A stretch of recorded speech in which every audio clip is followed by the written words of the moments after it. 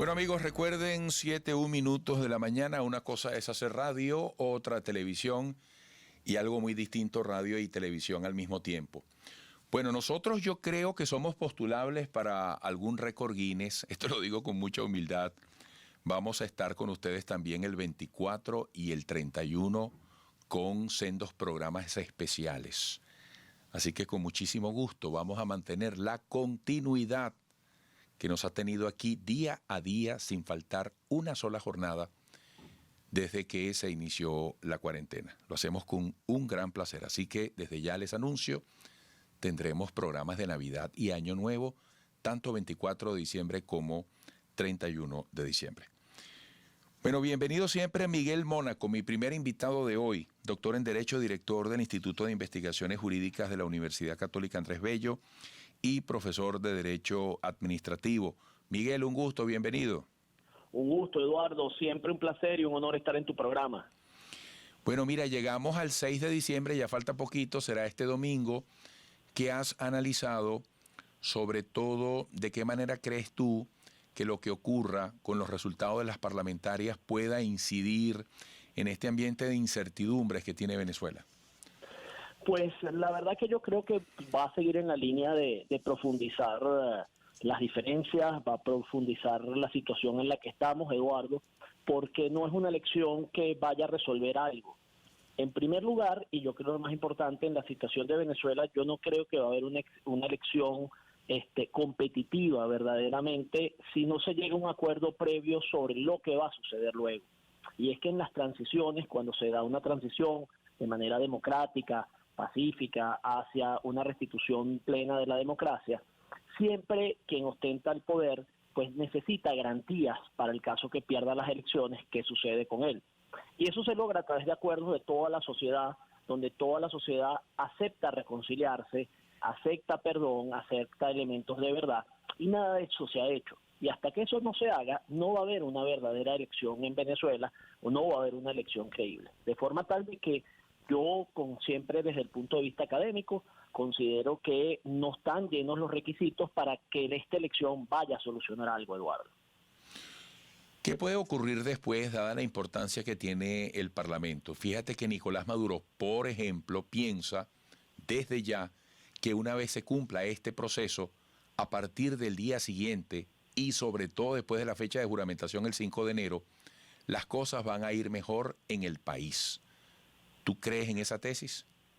Bueno, aquí hay que separar dos cosas. Lo primero es que hay que señalar que desde el punto de vista institucional, pues yo no creo que vaya a ser así, porque hay que recordar que desde el 2016 prácticamente la Asamblea Nacional ha funcionado, la actual Asamblea Nacional ha funcionado sin estar enlazada en el resto de la institucionalidad del país, no porque no haya querido, sino porque precisamente pues se hizo una Asamblea Nacional Constituyente que en buena medida la sustituyó, se dictó un decreto de estado de excepción que sustituyó la posibilidad de que ella legislara. Entonces, ¿qué hizo el Ejecutivo Nacional? Pues buscó mecanismos paralelos para lograr lo que hubiera logrado a través de una Asamblea Nacional. Entonces, yo no creo que vaya a cambiar algo esencialmente, porque ahora lo que va a cambiar es la formalidad, o sea, el Poder Ejecutivo va a poder obtener leyes o aprobaciones presupuestarias por vía de una Asamblea Nacional que controla, pero no va a cambiar lo que ya hacía. Entonces, de cara, y es el segundo elemento a analizar, de cara a lo que es la comunidad internacional, a insertarse en la comunidad internacional, a la confianza que requerimos los venezolanos de que retorne esa institucionalidad, yo creo que eso tampoco va a crear un cambio. Obviamente yo como venezolano siempre esperaré que las cosas mejoren, pero no creo que se esté dando un elemento que cambie institucionalmente lo que se necesita en el país para que haya un verdadero cambio estructural. ¿Y la conflictividad política y social, por ejemplo, puede bajar? Es que yo creo que está bajando, pero producto de un gran desgaste de la oposición venezolana. Sencillamente, pues, uno ha notado y hemos visto en estos 2 años cómo de haber llegado a un punto de preeminencia en enero del 2019, hoy la oposición venezolana pues se ha reducido considerablemente. Entonces, en la medida que la oposición venezolana se logre reorganizar, pues podremos ver algún elemento de institucionalidad o de disputa política. Pero de resto lo que va a surgir o lo que va a estar presente en el país, como hemos visto, es una profunda crisis económica y social que la ayudaría la solución institucional. O sea, yo lo que creo es que más que la formalidad de la Asamblea Nacional, porque para mí se está transformando en una formalidad, la única forma que esto cambie es que se tiende una mano a la vuelta a la institucionalidad y se comience a trabajar en esos acuerdos. Cuando yo voy a insistir mucho en esto, Eduardo, cuando uno ve las transiciones en los otros países, hay un elemento que sí nos tiene que llenar de esperanza, que las transiciones son posibles, pero el segundo elemento es que las partes logren entender, y especialmente la que esté en el poder, que se conduela con lo que está sucediendo en el país y habrá un diálogo sincero y real. Ahí es donde yo creo que hay un reto de la oposición venezolana de enlazarse con los reclamos sociales, de enlazarse mucho más en ese reclamo social, y bueno, yo creo que tiene que haber una parte institucional del gobierno venezolano de entender que como están las cosas, esos cambios estructurales no se van a dar. Fíjate lo siguiente, desde el punto de vista económico, ayer decía Nicolás Maduro en un encuentro con algunos periodistas que el dólar no va a ser perseguido, que el dólar va a coexistir con otras dinámicas de monedas como es la moneda nacional, con su evidente devaluación permanente, bueno, criptomonedas y todas estas cosas. Pero realmente, y decía Nicolás Maduro ayer que incluso altos representantes de su gobierno fueron invitados y estuvieron presentes en el más reciente evento anual de Consecomercio. Y dijo que se han estado entendiendo bastante mejor con la oposición. ¿Podría venir un clima de mayor entendimiento en Venezuela mientras se logran acoplar otros engranajes? Pues para mí eso es aplaudible, Eduardo. ¿Por qué razón? Y aquí hay que separar, y por eso yo hablaba del elemento institucional, y entonces ahorita hay que agregar otro elemento. Pues Venezuela, como todo Estado, ya aprendimos que si hay controles de precios, que si se persigue al sector económico, pues obviamente genera crisis económicas. El sector económico venezolano, el sector privado venezolano, es el único capacitado para crear verdaderamente riqueza perdurable. Entonces, ¿qué ha sucedido también en el país? Pues en la medida que se ha dejado de perseguir al sector privado, en la medida que se ha abierto la economía, en la medida que se ha solucionado el problema de, se ha paliado el problema de la moneda a través de una dolarización informal, pues vamos a ver que hay una mejoría económica, pero esa mejoría económica no es suficiente para que llegue a todos. Para que llegue a todos, tiene que haber una institucionalización. Me refiero, si tú comparas a Ecuador y por qué Ecuador utiliza el dólar como la moneda, bueno, Ecuador debe pagar un 5% de los dólares que tiene en su país aproximadamente. ¿Para qué? A la Reserva Federal de los Estados Unidos, para que esos dólares circulen, para que hayan transferencias bancarias. Hoy vemos las dificultades que tienen los venezolanos que quieren hacer transacciones en dólares a través de transferencias internacionales, porque cualquier transferencia que haga un venezolano es sospechosa, lamentablemente para nosotros. Entonces, ¿qué ha sucedido? Que para que haya un verdadero rebote económico tenemos que regresar a la institucionalidad. Pero insisto, yo sí aplaudo ese tipo de acercamientos. Eso es lo que tiene que suceder.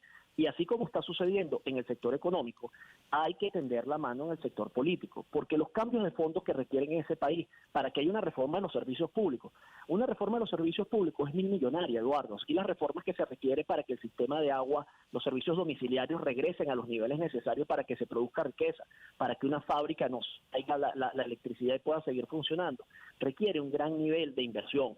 Y esos niveles de inversión van a ser difícilmente alcanzables si no hay institucionalidad. Entonces, respecto a la reunión del Ejecutivo Nacional con Consecomercio, yo la aplaudo. Yo creo que esa es la línea directa. Yo creo que la persecución económica en nada trajo. Programas de restitución de propiedades, programas de privatización verdaderamente institucionales, verdaderamente transparentes, es lo que tenemos que abogar. Pero también tiene que abogarse una vuelta a la institucionalidad en lo democrático y en lo político. Miguel, hablemos de la gente. ¿Cómo queda la gente en todo esto con respecto a la necesaria conexión que requiere con los actores de la política, con los liderazgos? ¿Qué se le plantea a la oposición en los próximos tiempos desde la organización interna, desde sus capacidades para unificarse, para presentarle un mensaje convincente al país?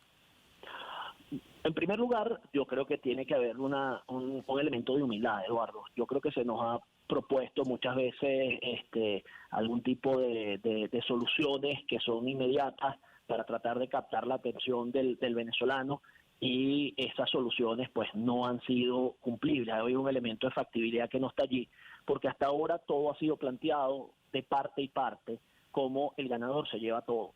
Y definitivamente yo creo que a estas alturas, si no hemos aprendido de que en la solución venezolana no implica que haya un único ganador y que hay que buscar esquemas en el cual haya una especie de poder compartido, un poder en el cual se participe para llegar a una verdadera transición, pues va a ser difícilmente alcanzable.